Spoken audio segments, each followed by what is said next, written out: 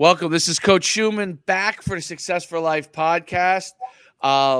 We've had a special guest on today. We're going to talk about something that's dear to my heart. One of the things that has been a fundamental theme throughout my life, which has been leadership. And we're going to talk to an expert, a pro on it, someone who's done a ton of stuff with respect to work with businesses. Obviously, I'm on the sports side, and he'll talk a little bit about that.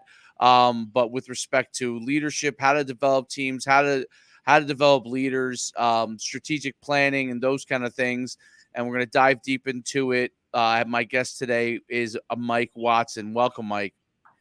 Thanks very much, Coach. Great to be here. And it's like the theme says, Success for Life podcast. We're all about trying to bring opportunities to people, help them learn from the best, and you're one of the best in your field, so I'm excited to talk to you about it. Leadership is so important in today's day and age. It's always been important. Let me take a step back. It's always been important. It's always been the most probably important thing that that can be done successfully and well because the impact it has on so many people.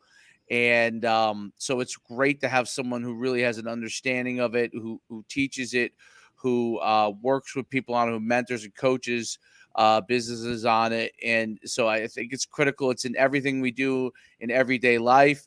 It's one of those soft skills that for most of young people's lives, which is what a lot of I work with, coaches may teach it in sports. You might have some teachers here and there, but it's not part of the curriculum growing up, right? So if your parents are leaders, that's obviously a huge help.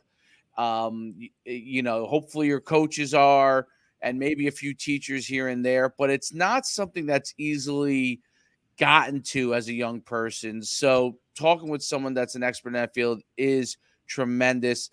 Mike, tell me a little bit about your background first before we dive into all that stuff. Tell me a little bit of your background. You're across the pond, I believe, right? So tell us a little bit about your background, where you come from, what you did in your life, and so everyone can hear about it.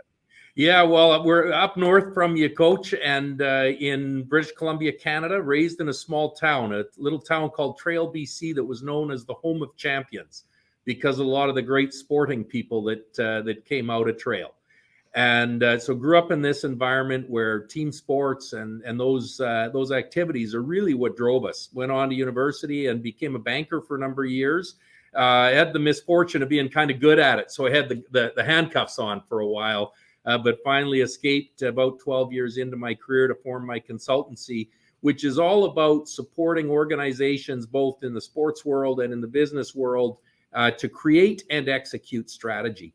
But what we found as we helped them create their strategy is that you've heard that vision is easy, strategy a little tougher, execution differentiates the winners from the losers. What we found is that the execution gap was in leadership. And so that's when the leadership component of our practice really started to emerge, because if you don't get the leadership right, don't even bother with the strategy. Right. And that's the key. I mean, you could have the greatest strategy in the world, but if you have the people executing it don't either have the ability, the understanding, or the skill set, it really just it not only does it fall on deaf ears, but they don't have the ability to execute it. And so leadership is one of these things that's such a broad word, right? And it's like, that guy's a leader and this guy's a leader, and what there are different types of leaders. People, at least in the United States, we understand that George Washington was obviously a leader, and Abraham Lincoln is kind of generally thought upon as being a very good leader. In modern era, let's take sports, for example. Michael Jordan is thought of as being a good leader. And then from a coaching standpoint, a guy named Bill Belichick or Nick Saban, and those guys are generally thought of as being not just good leaders, but exceptional leaders.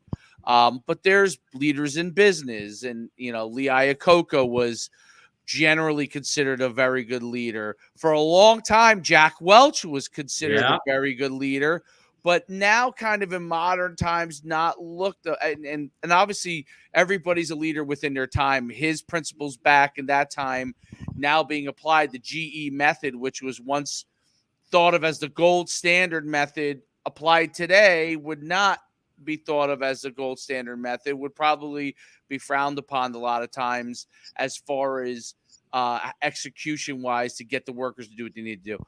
What makes somebody a great leader? What, in your opinion? I love the where you've gone with that. Jack Welch was a leader in his time. He's the right leader for the era. Now we look at it and say his leadership tactics may not have worked, like they weren't quite right, but he had huge success in his era. I think the first thing, Coach, that you look at is defining leadership. What is leadership? And I love that you said it. It's really broad. You type in leadership on Google, get 1 billion responses. 1 billion responses. So we define leadership very simply as this, and it's a mindset. You must embrace this mindset. If I'm going to be a leader, I must enable people individually and collectively to be the best versions of themselves in pursuit of a common goal or in pursuit of something noble.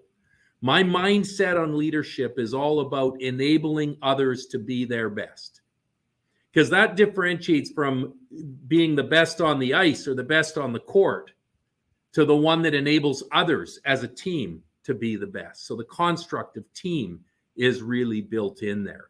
So I'm going to say leadership starts with the definition and the mindset that goes with it.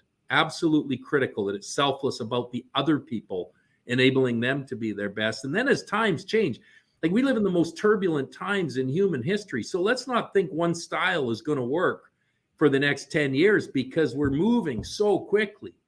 Social change is just so rampant. Right now, we refer to society as awakening.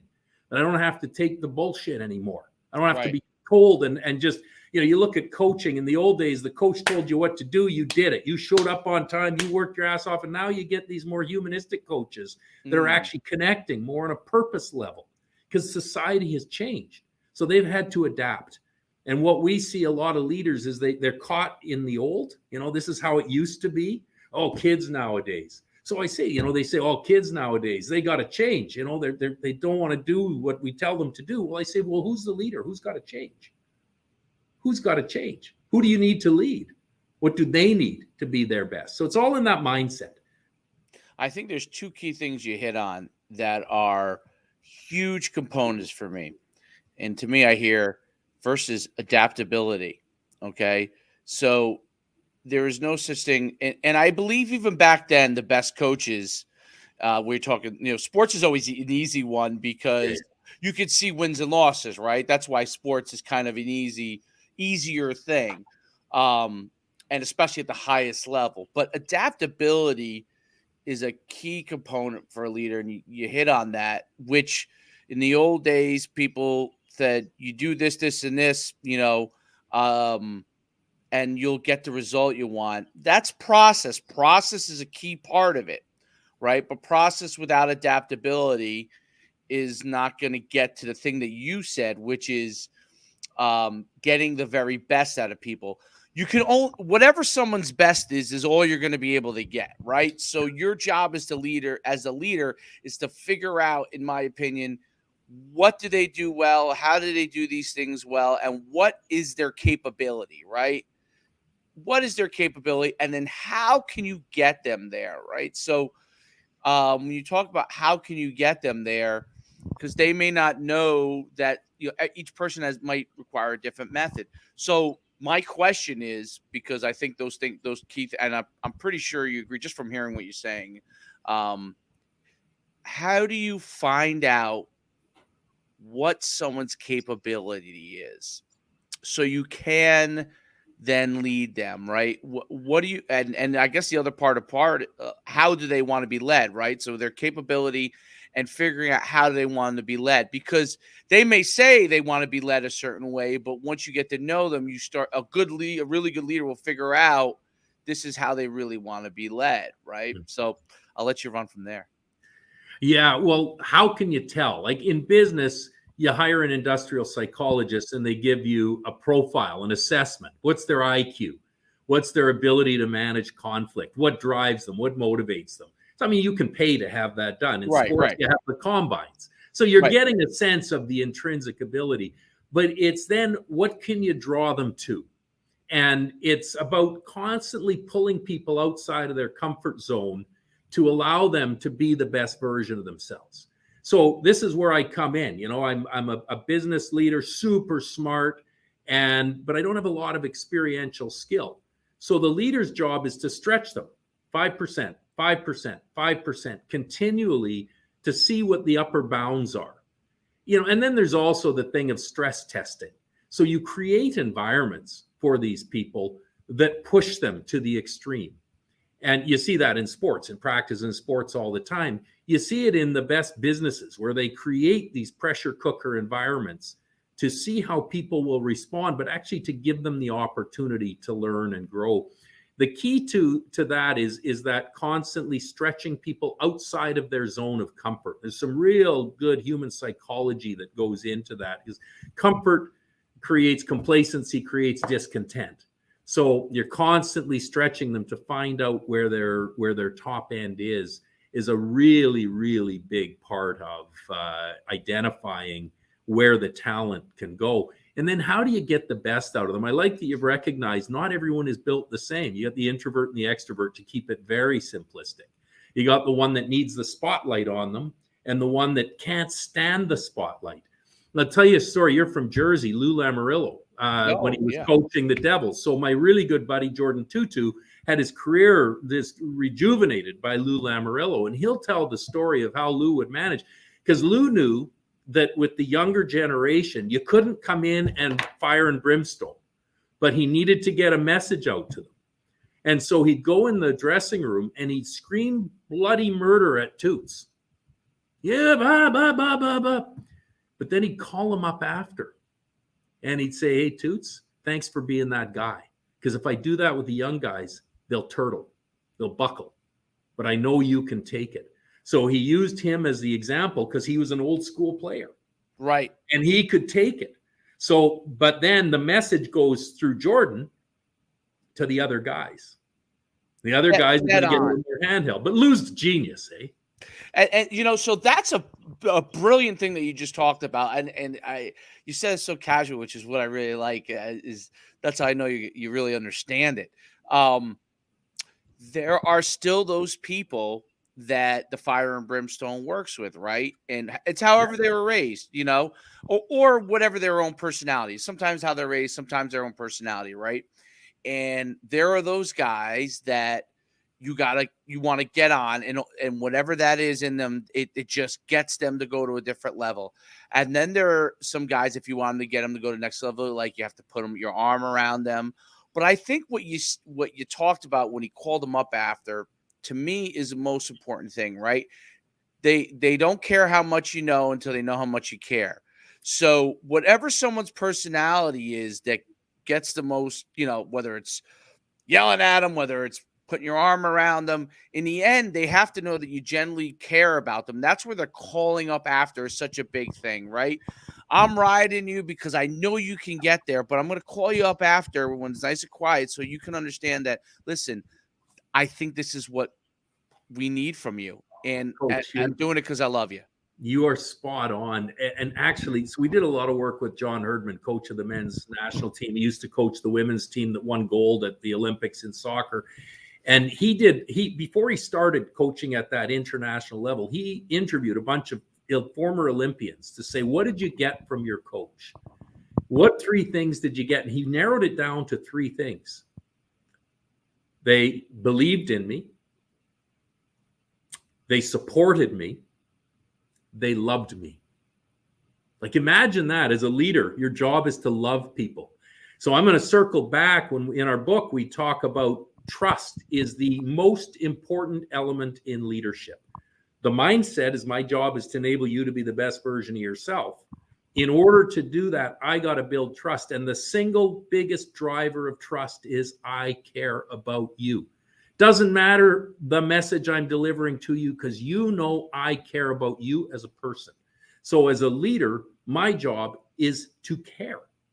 I got to look at you and care about your future, care about your family. And that's so easy to forget. I was a leader, coach, and I didn't understand that part. And I was a smart guy. I go and I write the strategy, and I bring it to life. The board of directors actually applauds this strategy that I create. So imagine my 37-year-old ego, like I'm strutting around like King Tut. And then I go to implement, and it's tanking on every conceivable measurable. It is tanking. So I sit down with a colleague. I had one that I really trusted in the environment. I said to her, I said, what's going on? Like, why don't they get it? Why aren't they embracing this? Like, it just makes so much sense. She says, you know. I said, I don't know. Tell me. She said, they can't stand you because you don't trust them and you don't care about them. That's the image. That's what you convey. And it was the toughest message I'd ever heard. Honest to God, the toughest message, because I love people. I thought that's what leadership was all about the business. I didn't realize it was all about the people. So that allowed me then to look in the mirror, hold the mirror up high. Things aren't going right. Hold up the mirror. What do I need to do differently? And took a step back and actually started talking to people. Well, 15 years later, I'm reading a national newspaper, a full article in the business section. This enterprise that I had left 15 years earlier has just having these breakthrough results, unbelievable results. The people that were still there when I was there, they took it and they ran with it and they owned it. But my problem was I didn't show them that I cared about them. So critical in leadership. Like, you're spot on. Right. And that's the thing, and then there are people that are hard to, you have to understand the people that have a hard time accepting that care, right? So that's also a very difficult thing in leadership. There are people, for whatever reason, and there's a lot of people that are like this, they view everything from skepticism. So you can be doing all those things. And this is the tough part of leadership. And this is a lot of it with teams and companies becomes a difficult thing, I think. No matter what you do as a leader, they, for some reason, will not trust you, or they won't even take that leap to trust. Now, they can have all the ability in the world, right? But if they don't, if you're the leader and that person isn't on board with you, for what reason? And usually it has, so there are things that you could do as a leader that are failures on your part. You talked about not showing you care, not investing time in them. But then there are also the other side of leadership is, what do we do when you feel like you're doing the things necessary and you either can't connect with that person on your company or team, or they don't want to get on board in the way that you want them to? Where do you figure out when that team member is worthwhile having on and then you got to just adapt certain things, or cut bait? Now, the guy that I see, I use this guy as an example, but it hasn't worked with everyone. But Bill Belichick has taken guys that are kind of like what you said Lou Lamoriello did with the player. I'm not a huge hockey guy, so we're gonna get you there. We're gonna get you there. But it's that's a good example of it, right? What Lou Lamoriello did, he rebirthed somebody. Bill Belichick's done it a few times. He did it with Randy Moss. He's done with a couple of guys. But then there are guys, for whatever reason, that it doesn't work with. Where are you at a point as a leader that you have to cut bait before the other guys who have followed you look at you like, hey, man, this guy's not going to get on board? Where does that come in? Yeah, so let's start with the impact on the team first. My job is to enable them to be the best version of themselves individually and collectively. So let's look at the impact on the collective. I'm investing all this time in this guy who still use the old term, the cancer in the dressing room. And that works in business and in sports. You just can't get them there. That's cut bait. And maybe it's your style isn't getting through. Right. But if they're bringing the team down and you don't see a pathway to victory, it's time to cut bait. So that's in answer to your question, when do you go? It's when it's impacting the team in a negative way. There is no room for that person on a team. We have to be one team. And I'll get into that. There's a construct around that I'll get into. But that to get that trust, there are some people that have this shell, like childhood trauma, and it can be massive. And they create this shell around themselves to protect themselves. Like this buddy of mine that I told you about, NHL player, he grew up in an abusive household in the north of Canada, the first NUC in the history of the NHL, and he wasn't letting anyone in. He lost his brother to suicide with some of the social issues that plagued his people. And then he's got alcohol problems, and Coach McCrimmon, who's now down in Vegas, he couldn't break through. He couldn't break through. But 6 years after Coach McCrimmon had him, the message got through. The message finally got through. It took years. So, that's the human side. They might not be on your team anymore by the time you break through, but is it worth it? 100%. It's absolutely worth it. And I'll introduce, Coach, the construct. You may have heard it. The construct is Ubuntu. Phil Jackson talked about the best me for a better we. And who was the coach of the Celtics that really embraced it when they won their championship? Well, the old days, Red Auerbach, or no, more recently. Doc Rivers. Doc Rivers. Okay. Yeah. So Doc Rivers talked about Ubuntu, and the concept of Ubuntu is "I am because we are." And it comes from a Zulu phrase, which the literal translation is a person through other people. And when you create that environment of a person as a person through other people, that's the way to break through. Like it really works. I had a couple of colleagues and they were bitching at each other, mad as hell at each other. And they, their chests are puffed out and they don't want to speak to each other anymore. And the more senior of the two of them, we're doing our one-on-one session. He says, he's a pain in the ass and blah, blah, blah. So I walked up to the whiteboard and I wrote the word Ubuntu. And I said, because we've used the term in our office before. I said, think about it, and I'll be back in 5 minutes. I went and had a coffee, because it's not my problem. It's his problem. So I went and had a coffee, and I came back, and he says, message received, Coach. And that was it. Because your job as a leader is to help everyone be the best version of themselves. And this ego trip that you're on right now isn't helping us. And so then you come back to the team. If somebody can't live by Ubuntu, then they don't fit on the team. But we want to give them every chance, because if they're at their best, the team will succeed. We watch players who have the rejuvenation of their careers, and it's, have they really changed? Have they really changed? Because that's easier said than done. Right. One coach, great NHL coach to me, says when they're in their early 20s, Mike, he says it's just immaturity and growth. By the time they're in their late 20s, it's character flaws. And so they've been given these opportunities along the way. Have they embraced it? And if they still haven't by the time they're in their late 20s, I'm using sports as the environment there. In business, you probably take a little longer because there's broader based learnings that have to take place. But it's at some point you recognize it as a character flaw that you can't change. Right. So then there's another piece that builds in. It's, if you don't see the motivation the willingness to change with the motivation, you work as a coach to say that, like, this has to change. And if you don't see in your colleague at work or in the athlete the willingness to do things differently, and then a motivation that's bigger than self to do things differently, likelihood of success is zero. Right. Because when the going gets tough, they're going right back to the way they were. That's really interesting. And in this speed that everything is going on now, like, so you need people to perform more quickly than you did in the past, right? Better. You need to perform better, more quickly. And I think that places a lot on leaders. And obviously it depends on the type of organization you're in. But how does a leader get results quickly when one of the kind of hallmarks of leadership is building for time, right?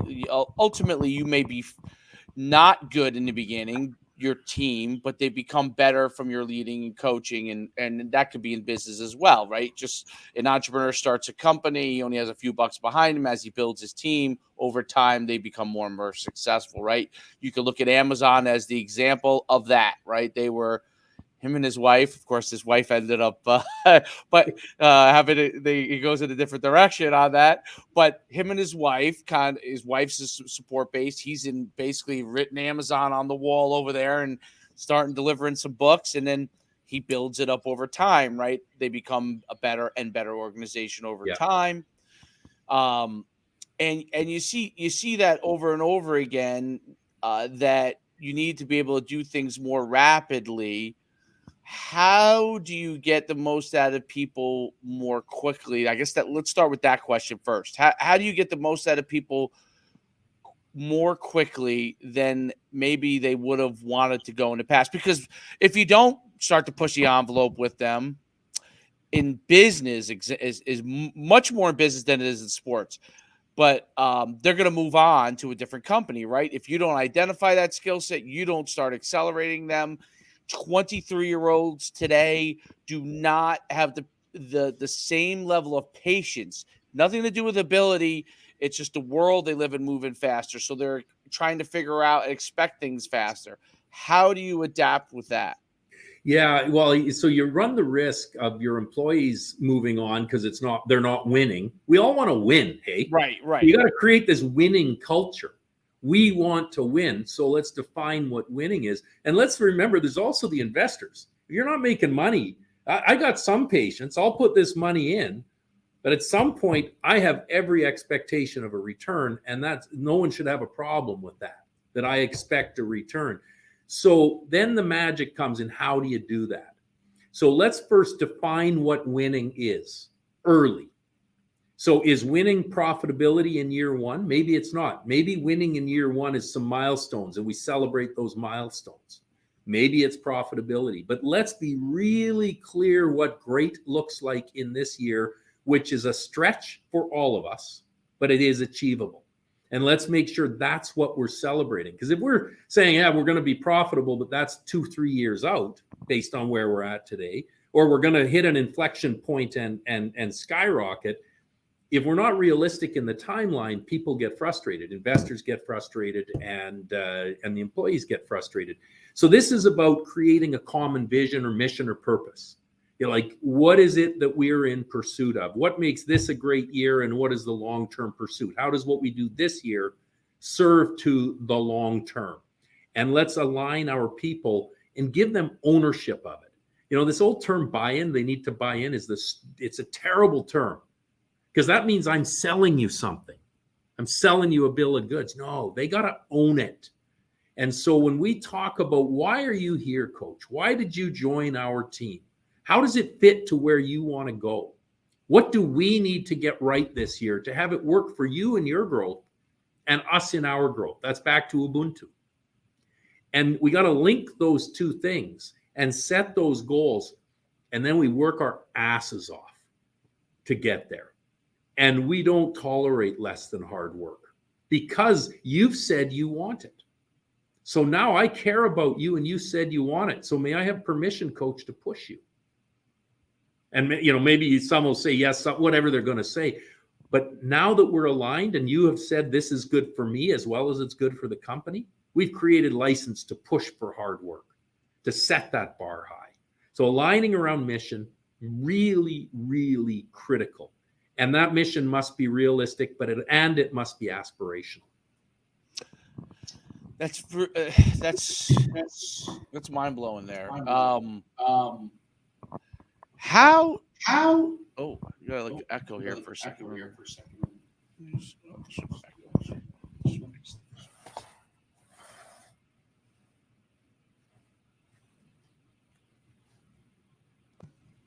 Can you hear me good? Yeah, loud and clear. Okay, I don't know why I have an echo. Do you have an echo on your end? I do not.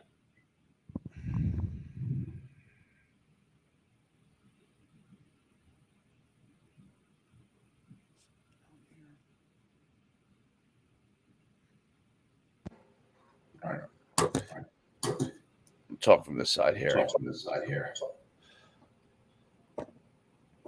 There's some reason we're getting an echo. So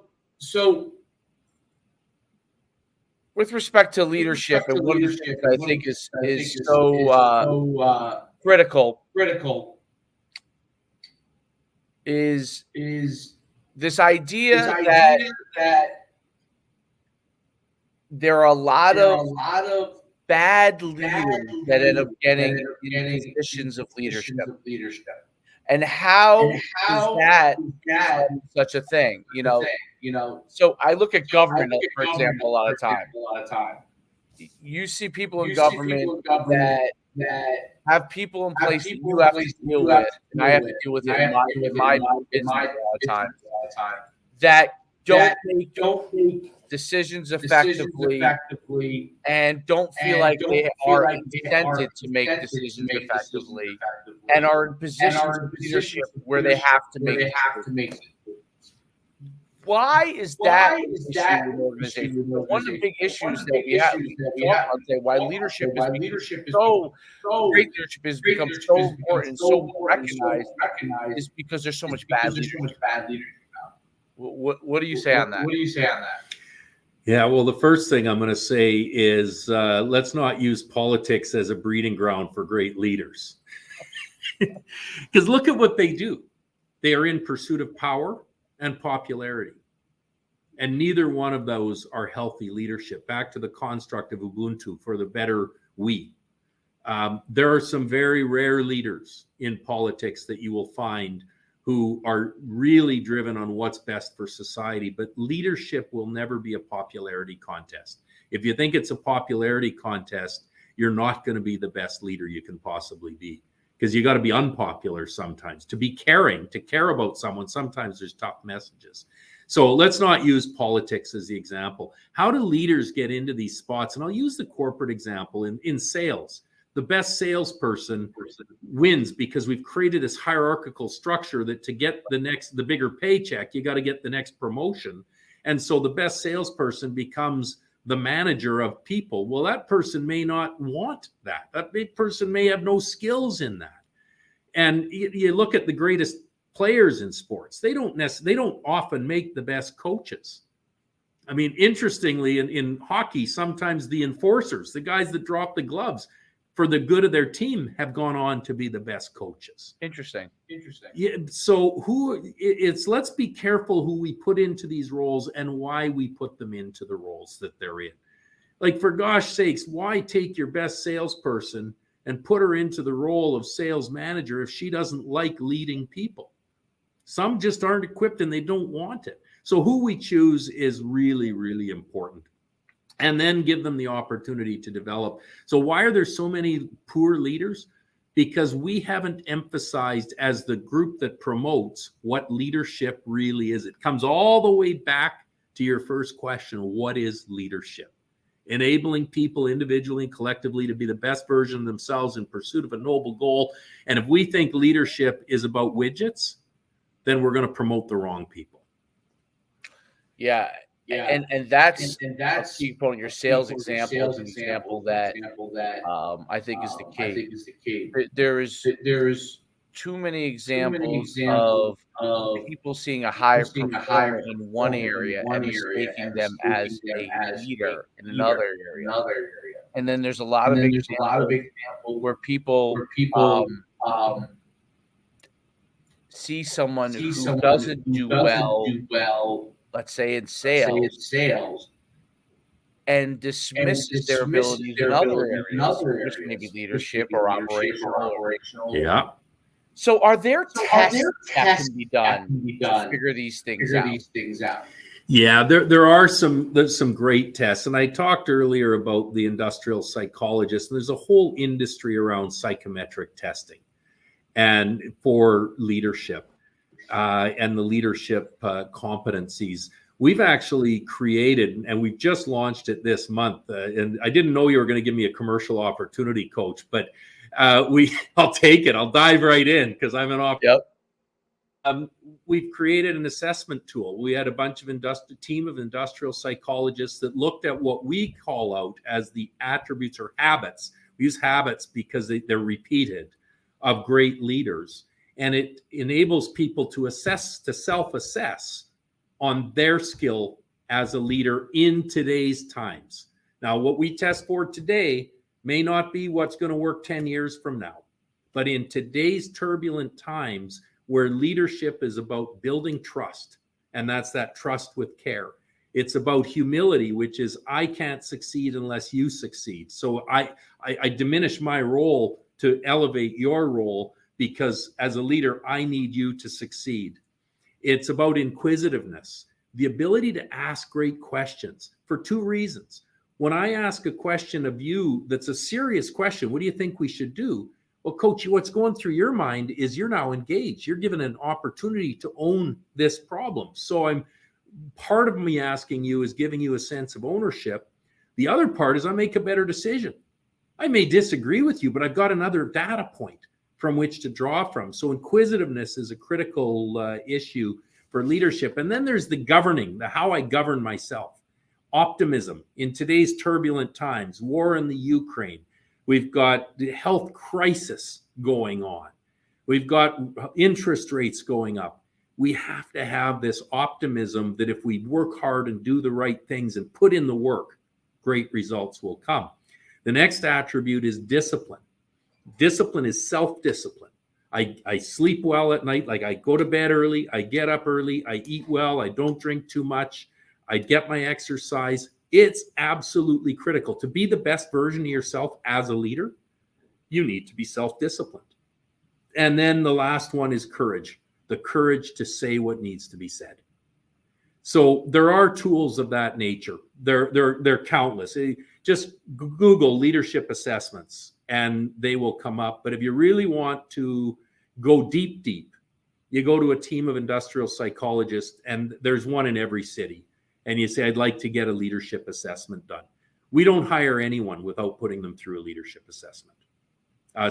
Companies, great success stories that you look at. That's a standard part of their promotion practices. Yeah, leadership assessment is not something that I think a lot of companies do on a regular basis, and it's a huge mistake.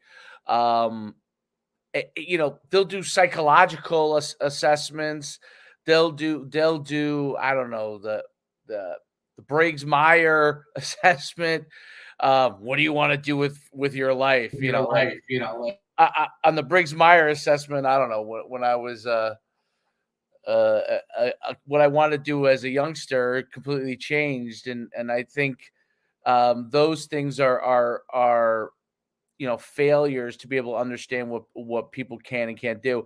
And I think the biggest mistake, and then I'll let you talk about it, and I'm muting you when you're not talking, just because for some reason I'm getting feedback. I don't know why that is, but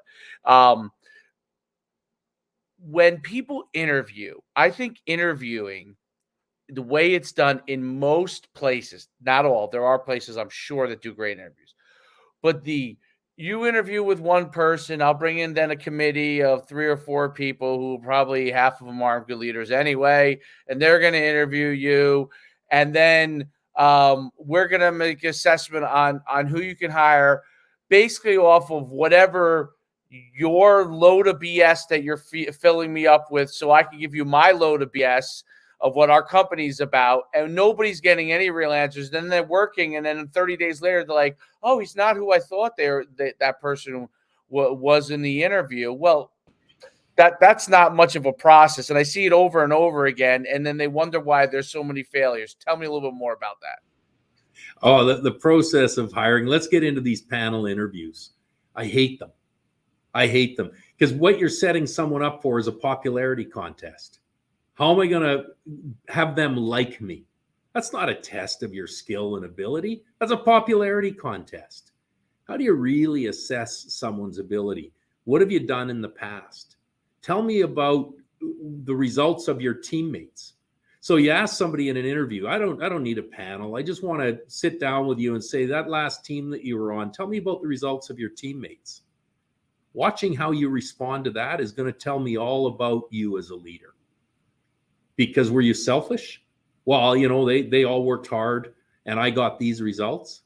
Or are you able to tell the story of how you worked with them to enable them to get better results, even though we were all at the same level? And so the star performer, the absolute star, may not have been the one helping others. And that comes out if you ask the right questions. But don't set it up as a popularity contest. Set it up for real dialogue to get below the surface. Tell me where you grew up. I start every interview by asking them to give me a retrospective because I'm curious.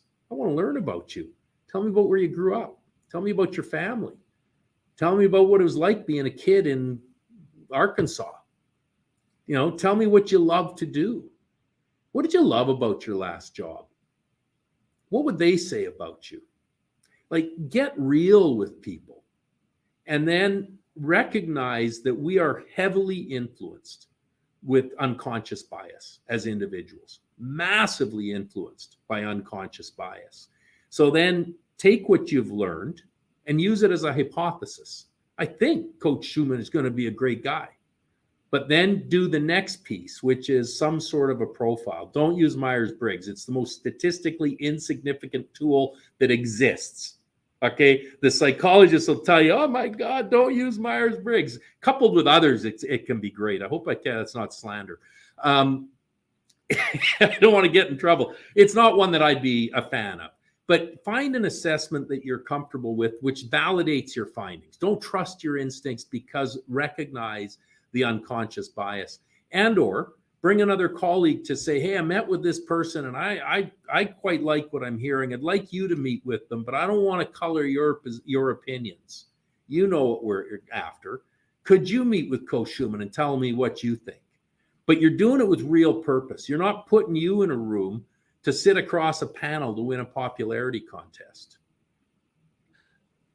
Amazing points there. And there's a couple things I want to break down on, and I know I've taken a lot of your time, but I appreciate it. I've been on things, and as a person who's been a football coach for 20 years, I've seen all these interviews, and especially obviously these are organizations, schools. Some have good leaders, some don't. Obviously, I've run my own company, so I've had failures and successes of my own. I've learned from my own interviewing of other people where I've gone wrong, what I've done well. What my own flaws were on those things. And here's what I find is so interesting.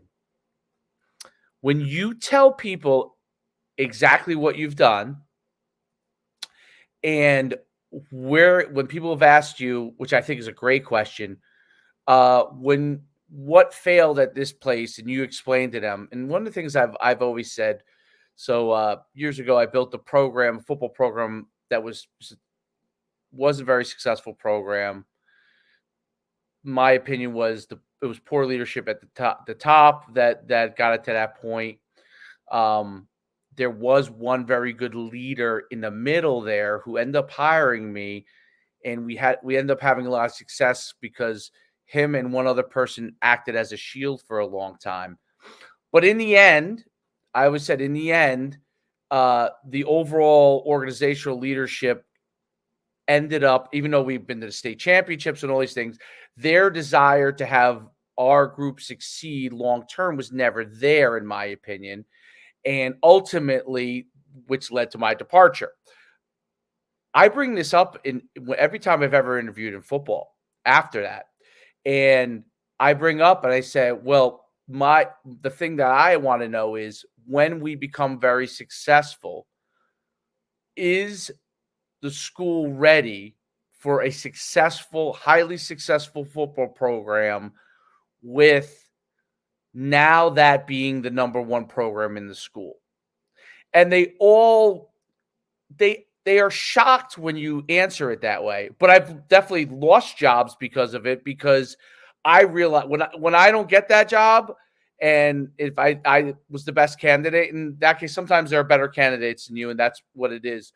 But when you're probably the best candidate, I know right away that it's because when they assess themselves, they're not ready for what that brings. Okay. And what does it bring? Football in America is a really popular sport, and everything that comes around that, there is a lot more management that ends up in their mind having to happen when you become wildly successful, because the football coach asks for more things.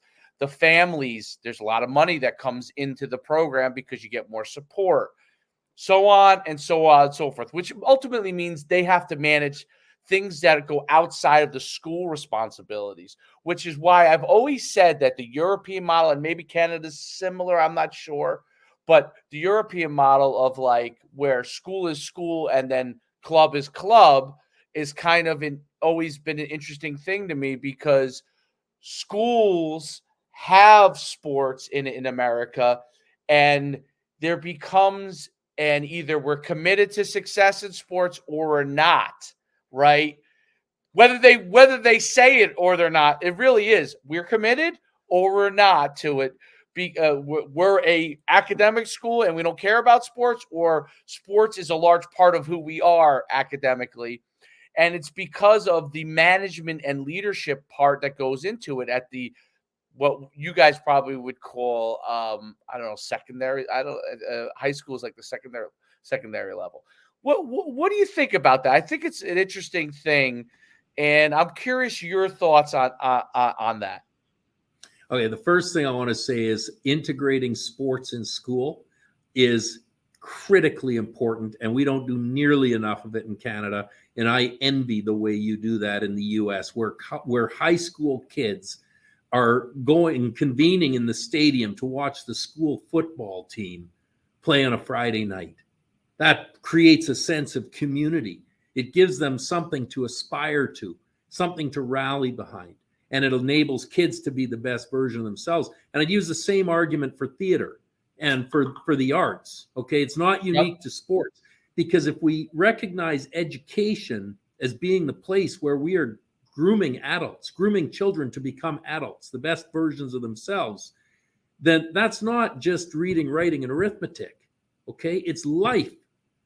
And you learn so many lessons from sports. And I was one of the lucky ones. I did sports and music growing up. I learned a huge amount playing in the band, singing in the choir, playing on the hockey team, playing on the soccer team. That is the tapestry that allowed me to be where I am today. So first thing I want to call out is what you're doing with sports in schools. Gosh, I hope your nation holds on to that. That's awesome to hear. That's awesome to hear. Second piece is now you get into, are we ready to succeed? Okay. So we put this thing out there and there's this conservatism, but dare to dream. And then what? What happens when we're on top? And I'll tell you the truth. Most people struggle with that. They're cogs in a wheel. And so if you're a dreamer, dream big. There are people who aren't going to buy into that. So you know what the truth is? It's not a good fit for you because you're a dreamer. So just accept the interview process. You didn't land there. Be thankful. Thank God for unanswered prayers. Garth Brooks, this is so important. They're not ready to be successful at that highest level. And maybe they're an academic institution. Maybe they don't get it. Maybe they just can't think that way. But you're not a good fit for them. Go where people dream big. Because if you dream big, join dreamers.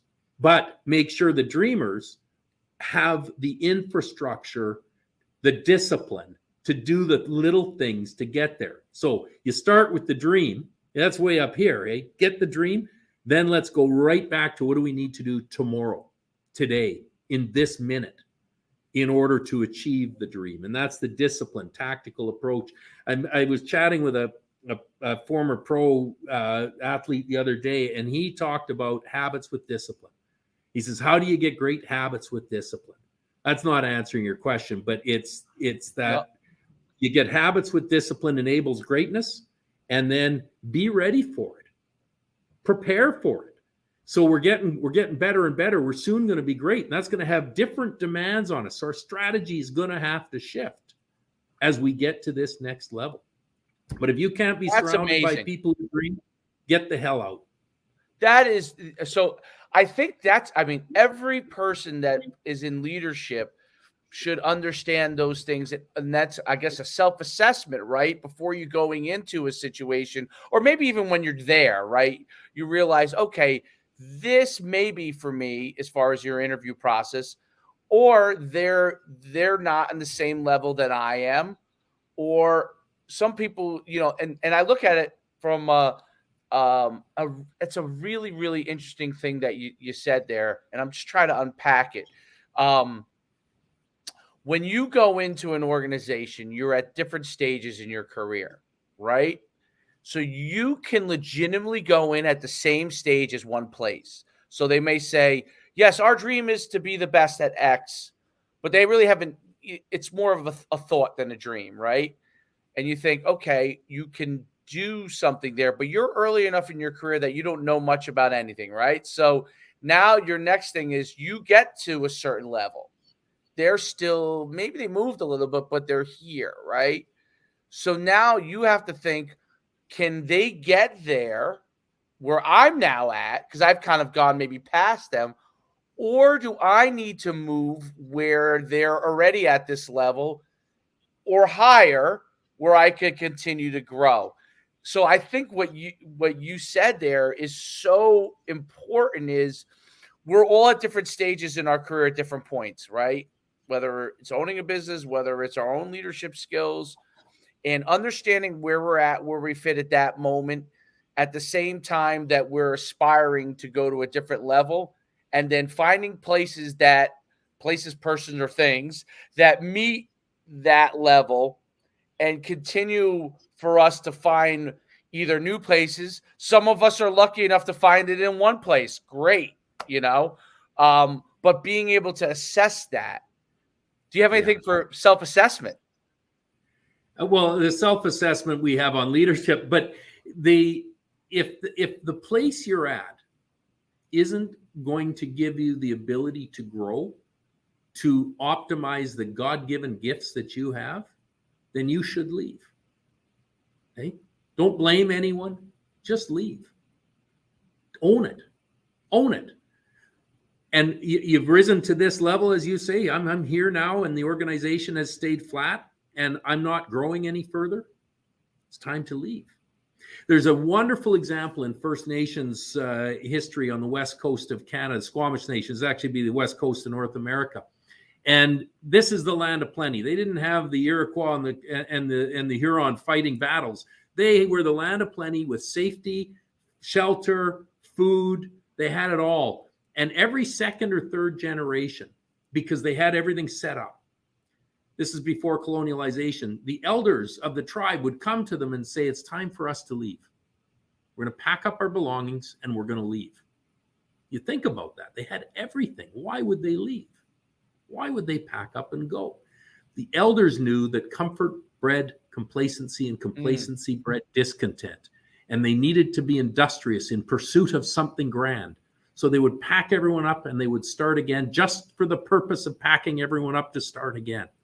We need to embrace this in our lives, the constant pursuit of growth, because happiness only comes when we're growing. Happiness isn't sitting on a beach. That's recovery that allows us to work hard, but it isn't happiness. Happiness comes when we're working hard at something we're good at, that has purpose and meaning, with people who trust us, that we trust, when we're constantly being stretched outside of our comfort zone. You look back at the happiest times in your life, they will be when those conditions held. Working hard at something you're good at, that had purpose and meaning, with people you trusted, where you're being stretched outside of your comfort zone.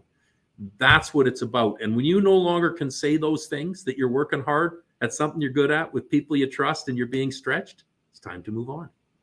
Very amazing stuff. Amazing.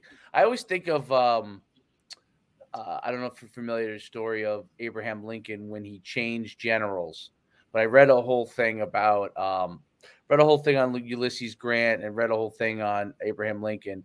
And his first general was this guy who was very accomplished, McClellan. Incredibly accomplished general, all kinds of success. And he, everyone said, this is who you should have as your general. And he put in place as his leader. And he was a wild failure. He wouldn't engage the South. He wouldn't ready his troops to fight. He wouldn't, and they were getting beat at every turn. And he turned to a guy, for all intents and purposes, Whereas General Lee was number one in his class, was the administrator of West Point, was Ulysses Grant was at the bottom of his class, was known as a guy who had potential, but he was kind of a drunkard a little bit, drank a little bit too much, and wasn't the natural choice. But he understood the objective, and he was willing to get the most out of his people, as you say, and was humble enough as a leader to take the direction from another person who was also obviously the president of the country, was a leader, right? And took action and became, you talk about underdog stories. He's a great underdog story because he ended up becoming the person who was the de facto greatest general of his time, which was Lee. And now he had obviously the ability to have more resources and stuff like that, but he was the most unlikely person to lead the North as a leader. And somehow Abraham Lincoln had the ability to see his initial mistake, and then have the courage to choose an unlikely leader. I that's why when people say who are the best leaders of all time, it's always someone that I put in there. And there's obviously many other things like freeing the slaves and there's a million things that he did that were amazing. But that was one of his strokes of leadership that was glaring, right? The willingness to listen to Ulysses Grant, the willingness to listen to a former slave and Frederick Douglass, the willingness to have a group of people in his cabinet that were not even of his political party in a lot of cases and had differing views, and to be able to get the most out of those people. It's mind-blowing. And I think that that's an example, as you said, as someone whose expectations for what things could be were at such a level that everybody around him raised their level to get to that point. I don't know what your thoughts are. You got to let me jump in. You have opened Pandora's box with that one.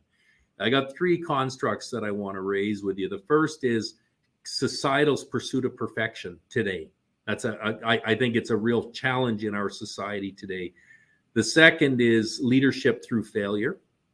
And the third is a life lesson that I was taught along the way.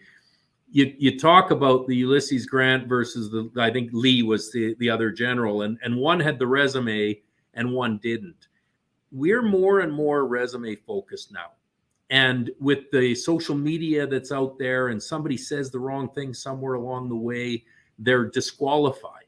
Well, we forget people learn through their mistakes. And yet we're so fixated on perfection that we're looking at resumes that appear perfect. But I got to ask the question, what mistakes have they made to learn from?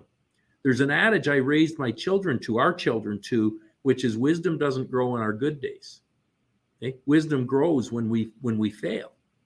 Yeah, you have your best day. What did you learn from today? I like winning. Okay, lesson learned. But what did you learn when you failed?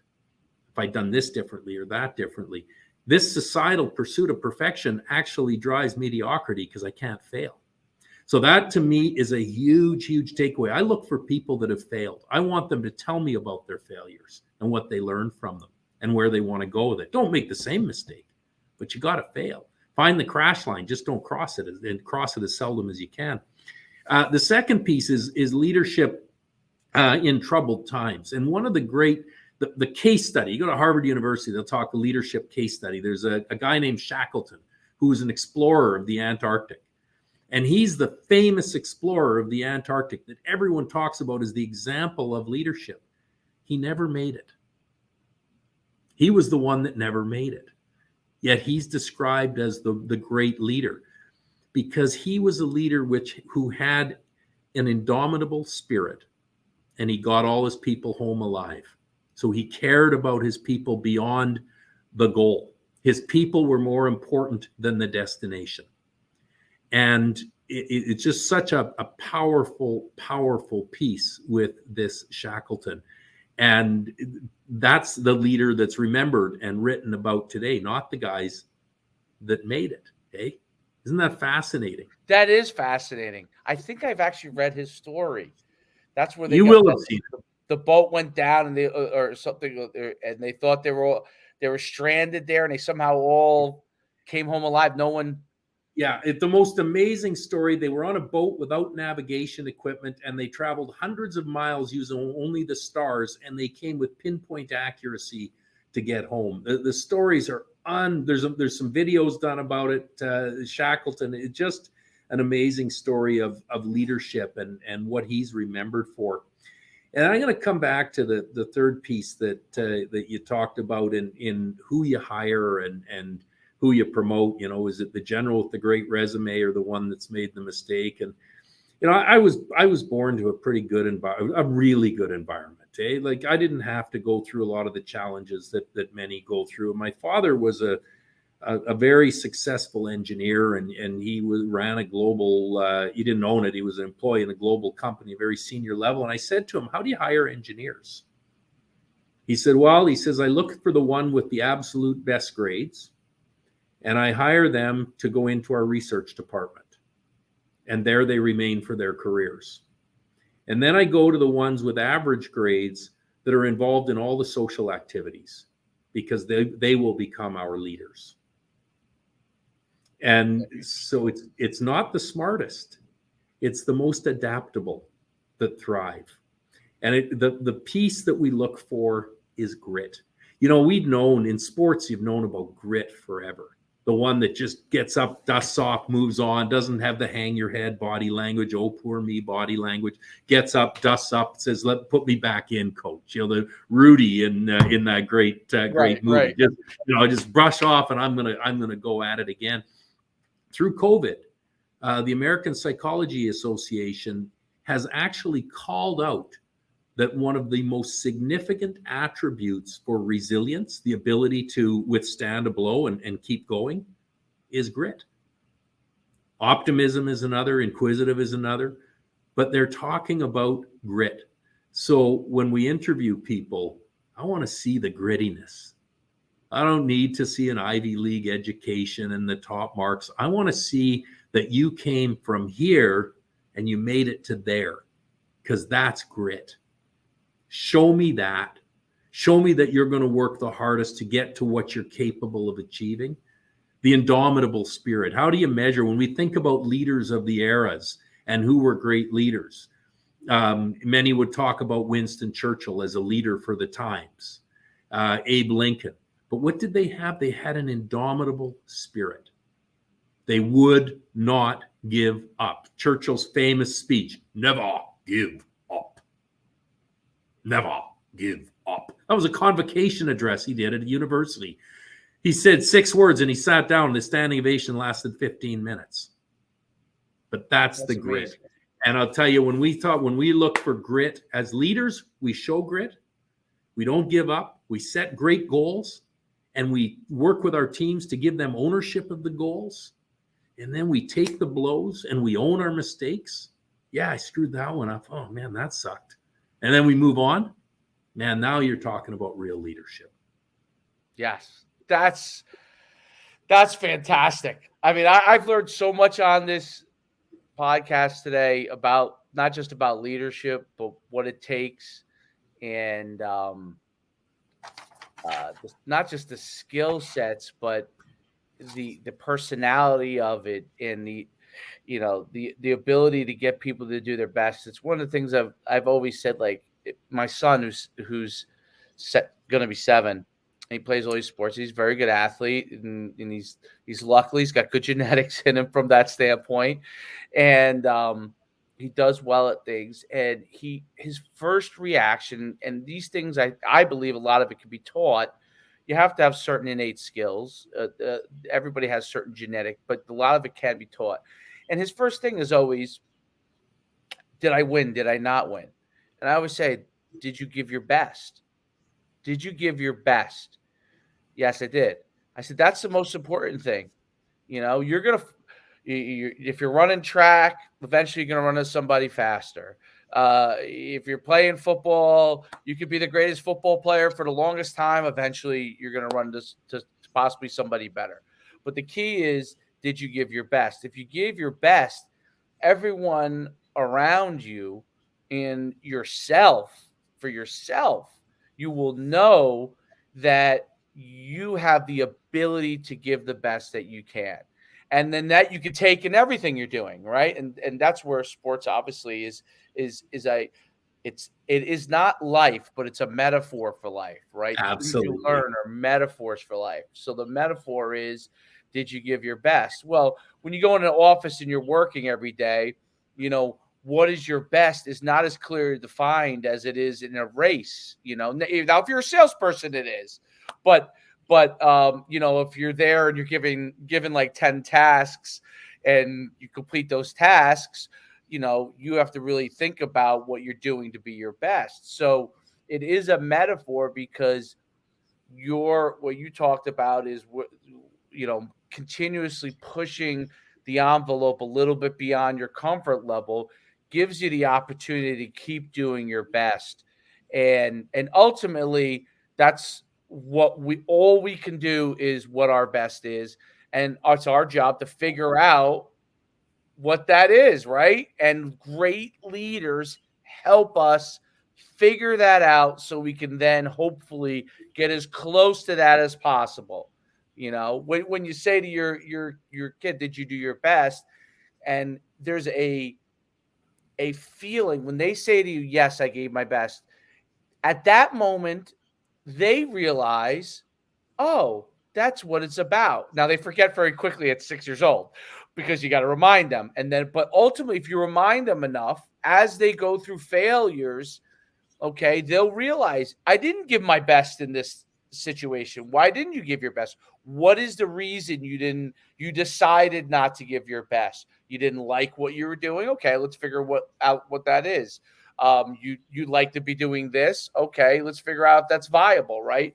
But when you have moments of recognizing when you did your best, you then can assess it. And then that's what the leader's job is, to help you find that within you. And you know what you just did? You talked about having your 7-year-old own it at 7. Okay. Did you do your best? But you actually said, what is your best? Define your best. Our kids, we get our greatest sources of inspiration from them. And I love how you finish our podcast talking about your kid. And my daughter's a lot older. She's 27. I got a son, 29, and a daughter, 27. And our daughter, when she's got her father's athletic capabilities. Okay, coach. So we ain't a Coach Schuman here. Okay. Like I was tenacious, but I wasn't gifted with a lot of athleticism, nor was my daughter. But she had tenaciousness. And she was in grade 10.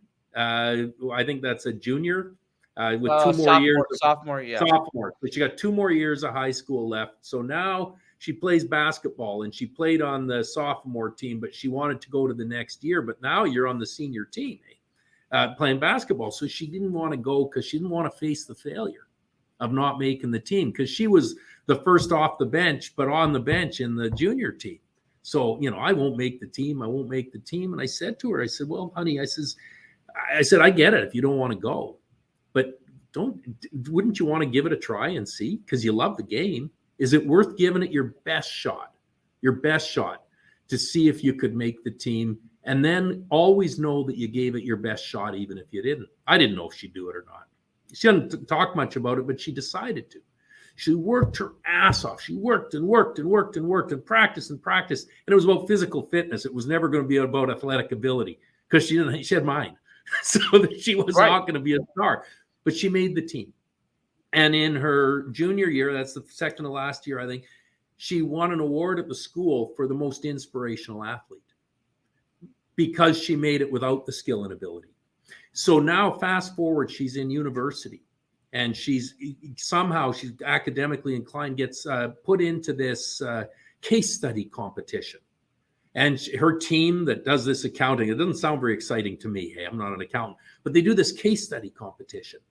And she says they make it to the international finals 17 college universities represented from around the world, and they go to these finals. She does the case study. She calls me right after. She said, we nailed it. She doesn't know the result yet, but she just knew she nailed it. And what am I going to say? Oh, yeah, who? I said, oh, good. I'm not going to doubt her. So I said, well, what do you attribute that to? What do you attribute that to? Why do you believe you nailed it? And she said to me, it was preparation, repetition, and listening. Oh, that sounds quite profound from a 21-year-old. Right. I said, well, what do you mean? She said, well, the repetition is in the stress of the moment. We had to do it over and over and over and over and over again, because when the bright lights were on, we needed to make it routine. It had to be habit. The willingness to learn, she said, I had to recognize my coach, that the professor knew more than I did, even though I didn't think much of him at the time.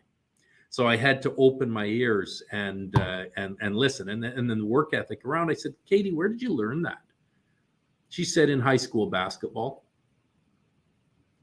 Never, ever underestimate the value of what athletics brings to our children when they're in their youth. And this day, she plays recreational sports, and she will be a business leader. When did you learn it? From basketball in my sophomore year. That's why we do this stuff, Coach. That's why we do it. That's a fantastic story. I definitely want to end on that. That's so good. That is such a great story to hear. Can you tell everybody where they can find you, your book, about your book as well, and how they could reach out to you? Yeah, for sure. Thank you. Ignitemanagement.ca. Ignite Management, IGNITE management.ca. And our book is called Rise Up, Leadership Habits for Turbulent Times. Rise, and it's available on Amazon. It's Barnes & Noble. It's available right across around the world. It was just released 2 weeks ago to the public. We haven't hit it hard in the US yet, but we were actually #1 bestseller in our category in Canada last week. So we're pretty excited because we're just a small group. But I think these stories of turbulence, Coach, what we do as leaders in turbulence, people are needing this optimistic message. So Ignite Management, Rise Up, Leadership Habits for Turbulent Times. Love to hear from you. Love your feedback. And I loved this podcast. Man, I forgot I was on a podcast. I just thought I was in a great conversation and something that was just going deep. And that is the mark of a great interviewer, a great podcaster, Coach. So thank you. Honestly, I just feel so inspired after talking to you. Thank you. It was enjoyable. I can't believe how much I learned. And, the sponge in me, it's like, I always love to hear not only somebody's story, and that's why it was so great to hear your daughter's story, because the things that you apply to the people you work with also has applied to your family. And that's ultimately so important, because they, sometimes when you have your own company, you forget that they want to learn those lessons too, right? And the fact that you're able to teach those in such a great way. Like, I mean, I can't tell you how many parents, and this goes to anything, not just sports, but if they can just take a moment to ask their child, hey, let's figure out what your best is. Give your best in everything you do. And you know what? It's all going to work out if you do those things. Thanks so much, Mike. I can't thank you enough. This was one of my favorite. I have to say, I've done a lot of these. This was one of my favorite Success for Life podcasts of all time. Okay. Wow. Of all time. I enjoyed the conversation. And those of you, sometimes people listen to the podcast and they think, oh, do you know that I have had people on that are my friends on the podcast. I've never met Mike a day in my life until today, but I feel like it's someone that I've known my whole entire life, just from talking with him. And that's what it's all about. Thanks so much, Mike, for being on. I got to say one more thing. You gave me the opening. I have to say it. You got to let me.